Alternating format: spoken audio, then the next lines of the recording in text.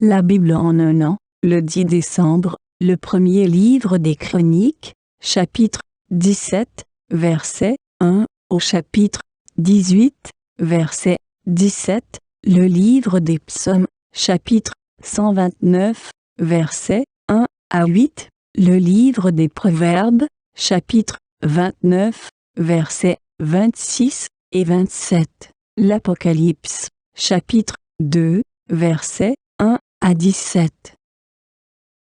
1 Chroniques, chapitre 17. Lorsque David fut établi dans sa maison, il dit à Nathan le prophète, « Voici, j'habite dans une maison de cèdre, et l'arche de l'alliance de l'Éternel est sous une tente. » Nathan répondit à David, « Fais tout ce que tu as dans le cœur, car Dieu est avec toi. » La nuit suivante, la parole de Dieu fut adressée à Nathan. « Va dire à mon serviteur David, ainsi parle l'Éternel. Ce ne sera pas toi qui me bâtiras une maison pour que j'en fasse ma demeure. Car je n'ai point habité dans une maison depuis le jour où j'ai fait monter Israël jusqu'à ce jour. Mais j'ai été de tente en tente et de demeure en demeure. Partout où j'ai marché avec tout Israël, ai-je dit un mot à quelqu'un des juges d'Israël à qui j'avais ordonné de paître mon peuple? Ai-je dit, pourquoi ne me bâtissez-vous pas une maison de cèdre? Maintenant tu diras à mon serviteur David, ainsi parle l'Éternel des armées.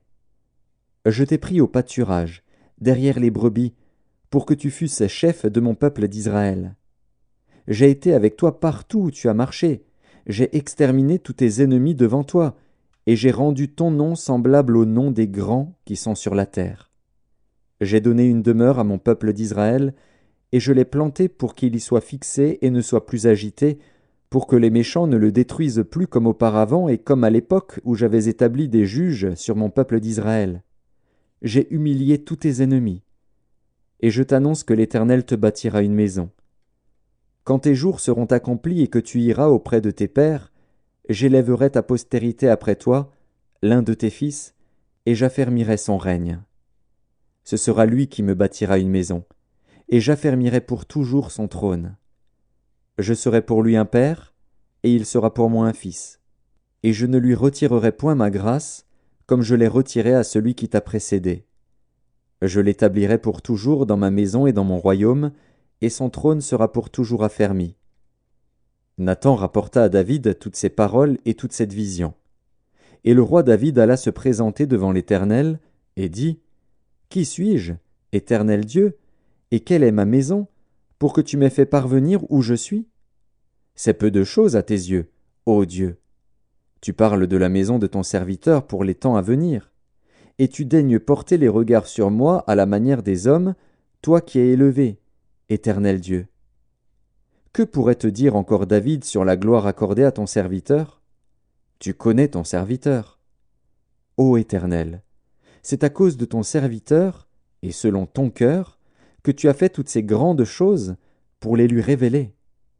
Ô Éternel, nul n'est semblable à toi et il n'y a point d'autre Dieu que toi, d'après tout ce que nous avons entendu de nos oreilles.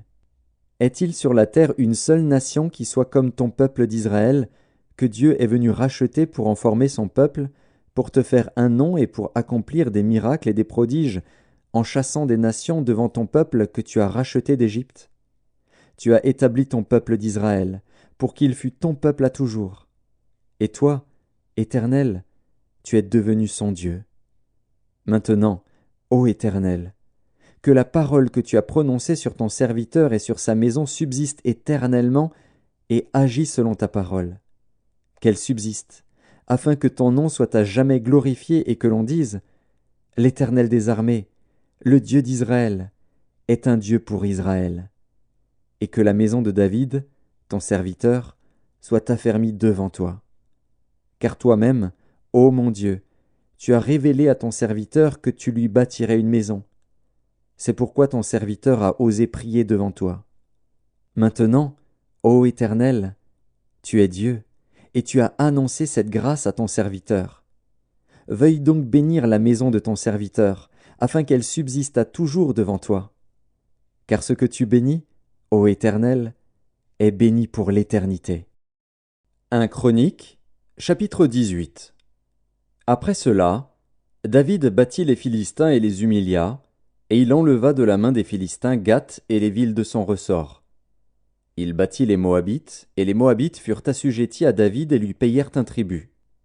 David battit Hadarézer, roi de Tsoba, vers Hamath, lorsqu'il alla établir sa domination sur le fleuve de l'Euphrate.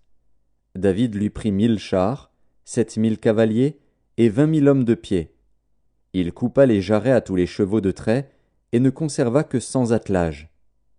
Les Syriens de Damas vinrent au secours d'Hadarézer, roi de Tsoba, et David battit 22 000 Syriens. David mit des garnisons dans la Syrie de Damas, et les Syriens furent assujettis à David et lui payèrent un tribut. L'Éternel protégeait David partout où il allait. Et David prit les boucliers d'or qu'avaient les serviteurs d'Hadarézer et les apporta à Jérusalem. David prit encore une grande quantité d'airain à Tipchat et à Cune, ville d'Hadarézer. Salomon en fit la mer d'airain, les colonnes et les ustensiles d'airain. Tohu, roi de Hamath, apprit que David avait battu toute l'armée d'Hadarézer, roi de Tsoba, et il envoya Adoram, son fils, vers le roi David, pour le saluer et pour le féliciter d'avoir attaqué Hadarézer et de l'avoir battu. Car Tohu était en guerre avec Hadarézer. Il envoya aussi toutes sortes de vases d'or, d'argent et d'airain. Le roi David les consacra à l'Éternel, avec l'argent et l'or qu'il avait pris sur toutes les nations, sur Édom, sur Moab, sur les fils d'Ammon, sur les Philistins et sur Amalek. Abishai, fils de Tseruja, bâtit dans la vallée du sel 18 000 Édomites. Il mit des garnisons dans Édom, et tout Édom fut assujetti à David. L'Éternel protégeait David partout où il allait. David régna sur tout Israël, et il faisait droit et justice à tout son peuple. Joab, fils de Tseruja, commandait l'armée. Josaphat, fils d'Achilud, était archiviste. Tsadok, fils d'Achitub, et Abimélec, fils d'Abiatar, étaient sacrificateurs. Shavjva était secrétaire. Benaja, fils de Jéhojada, était chef des Kérétiens et des Pélétiens. Et les fils de David étaient les premiers auprès du roi. Psaume 129, cantique des degrés. Ils m'ont assez opprimé dès ma jeunesse, qu'Israël le dise, ils m'ont assez opprimé dès ma jeunesse, mais ils ne m'ont pas vaincu. Des laboureurs ont labouré mon dos, ils y ont tracé de longs sillons. L'Éternel est juste, il a coupé les cordes des méchants. Qu'ils soient confondus et qu'ils reculent tous ceux qui haïssent Sion. Qu'ils soient comme l'herbe des toits qui sèche avant qu'on l'arrache. Le moissonneur n'en remplit point sa main, celui qui lie les gerbes n'en charge point son bras, et les passants ne disent point « Que la bénédiction de l'Éternel soit sur vous ». Nous vous bénissons au nom de l'Éternel. Livre des Proverbes, chapitre 29. Beaucoup de gens recherchent la faveur de celui qui domine, mais c'est l'Éternel qui fait droit à chacun. L'homme inique est en abomination au juste, et celui dont la voie est droite est en abomination aux méchants. Apocalypse de Jean, chapitre 2. Écris à l'ange de l'église d'Éphèse. Voici ce que dit celui qui tient les 7 étoiles dans sa main droite, celui qui marche au milieu des 7 chandeliers d'or. Je connais tes œuvres, ton travail et ta persévérance. Je sais que tu ne peux supporter les méchants, que tu as éprouvé ceux qui se disent apôtres et qui ne le sont pas, et que tu les as trouvés menteurs, que tu as de la persévérance, que tu as souffert à cause de mon nom, et que tu ne t'es point lassé. Mais ce que j'ai contre toi, c'est que tu as abandonné ton premier amour. Souviens-toi donc d'où tu es tombé, repens-toi, et pratique tes premières œuvres. Sinon, je viendrai à toi, et j'ôterai ton chandelier de sa place, à moins que tu ne te repentes. Tu as pourtant ceci, c'est que tu hais les œuvres des Nicolaïtes, œuvres que je hais aussi. Que celui qui a des oreilles entende ce que l'Esprit dit aux églises. À celui qui vaincra, je donnerai à manger de l'arbre de vie qui est dans le paradis de Dieu. Écris à l'ange de l'église de Smyrne. Voici ce que dit le premier et le dernier, celui qui était mort et qui est revenu à la vie. Je connais ta tribulation et ta pauvreté, bien que tu sois riche, et les calomnies de la part de ceux qui se disent juifs et ne le sont pas, mais qui sont une synagogue de Satan. Ne crains pas ce que tu vas souffrir. Voici, le diable jettera quelques-uns de vous en prison, afin que vous soyez éprouvés, et vous aurez une tribulation de 10 jours. Sois fidèle jusqu'à la mort, et je te donnerai la couronne de vie.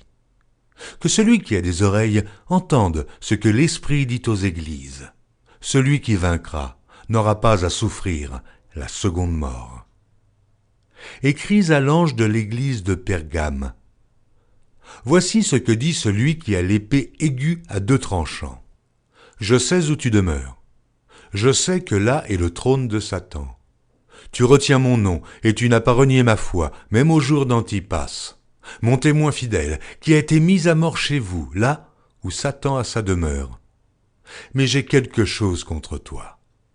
C'est que tu as là des gens attachés à la doctrine de Balaam, qui enseignait à Balak à mettre une pierre d'achoppement devant les fils d'Israël, pour qu'ils mangeassent des viandes sacrifiées aux idoles, et qu'ils se livrassent à l'impudicité.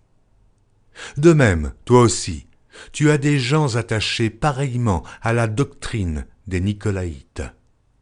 Repens-toi donc, sinon, je viendrai à toi bientôt, et je les combattrai avec l'épée de ma bouche. Que celui qui a des oreilles entende ce que l'Esprit dit aux églises. À celui qui vaincra, je donnerai de la manne cachée, et je lui donnerai un caillou blanc, et sur ce caillou est écrit un nom nouveau, que personne ne connaît, si ce n'est celui qui le reçoit.